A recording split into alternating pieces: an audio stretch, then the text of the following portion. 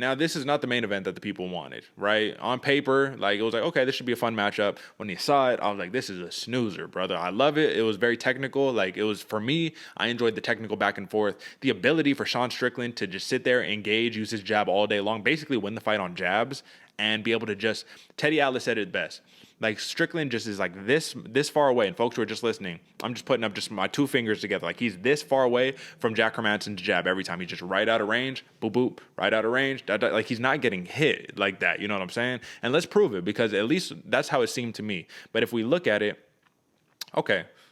If we look at it, I guess that it doesn't really agree. You know what I'm saying? So the stats say that Jack Hermansson landed 137 significant strikes on Sean Strickland, which is, I mean, that's a lot of strikes if you think about it. It didn't feel that way when we watched the fight. Sean Strickland's nose was a little bloody, but that's the name of the game. Anybody's nose is going to be a little bit bloody. Hermansson's face was a little more beat up, but Strickland landed 153 for 330, and Hermansson actually outstruck. He threw more strikes than Sean Strickland, which is surprising. I don't know. Sometimes I look at these stats, I'm just like, it doesn't feel like the fight that I just watched. But what do you think about this? I think those numbers are a little bit skewed because they're counting in leg shots, kicks, and kind of that kind of stuff. Because that's where Hermansson was a lot busier. He was throwing those leg kicks, throwing those stuff to the body, and he was throwing a lot more. But I agree with you and Teddy. They had it, or you guys, we have it correct where he's saying he was just out of range. He was literally pulling back just enough to miss, but still stay in a spot where Sean Strickland could attack, where he could hit him but not be hit. That's the ultimate goal.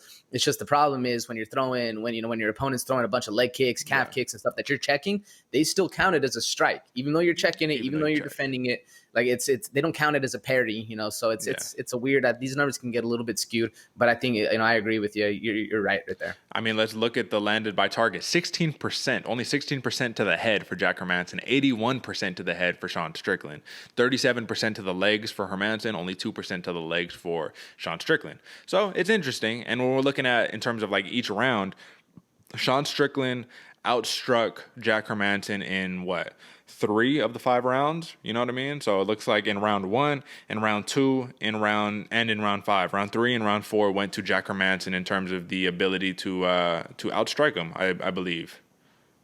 It seems that way. Actually, no. Sean Strickland actually outstruck him in every single round. I don't know why the bars are showing it that way. Either way, he outstruck him in every single round when you show it. So it's like 20, okay, I'm taking this back, folks. These bars, I don't know what it's doing to me. They need to just give numbers, not bars. But it looks like first round went to Hermansson, 26-22. Second round was tied, 32-32. Third round was to Strickland, 27-26. Fourth round to Strickland, 34-27. And fifth round to Strickland, 38-26. So, rant over. The point is, Sean Strickland, he cruised. He clearly cruised to a point victory against Hermansson. Anybody who saw that going for Hermansson, I don't know what to tell you. You know what I mean? We knew he had one shot at really winning this fight definitively, and that's grabbing the takedown. He couldn't get that done. When we look at the takedown attempts, 0 of 8 for Jack Hermansson on Sean Strickland. And this is something that I noted on the pre-show, right, AJ? I said, Court McGee, one of the best grapplers to do it, could not take Sean Strickland down when they fought. And this was not as improved of a fighter as Sean Strickland is now, right? That was like a while ago. So for Jack Hermansson, really good grappler, not a great wrestler, really good grappler. Couldn't get the job done, man. So, I mean, Jack Hermansson, we do know he's a very formidable opponent. We do know that he gets a lot of respect in the middleweight division. But my question to you is, how big of a win is that in the eyes of like a Sean Strickland fan or just somebody evaluating the career of Sean Strickland? Because I kind of feel like the win over Uriah Hall was a little more impressive personally. A little more impressive. Honestly, this was a very impressive fight for the technical ability of Sean Strickland. One of the most impressive things that I saw from this one is he sees the shots coming. A lot of the times, folks, if you've ever done it where you're in there, you're striking, you're battling, you get clipped with something you didn't see, you don't know where it came from. Usually you get hit with that one again. Sean Strickland gets caught with this beautiful looping left hook of Jack Hermansson, gets caught on the chin one time. Every single time after that, literally, he'd throw up the parry, blocking it every single time. Anytime Jack Hermansson threw that left hook, boom, parried it away from him. Very impressive and cerebral. Like Sean Strickland saw that, get caught once, and was like, oh, okay, like that's what you like. That's the one you're gonna hit me with. Okay, boom, block it every single time. Super impressive.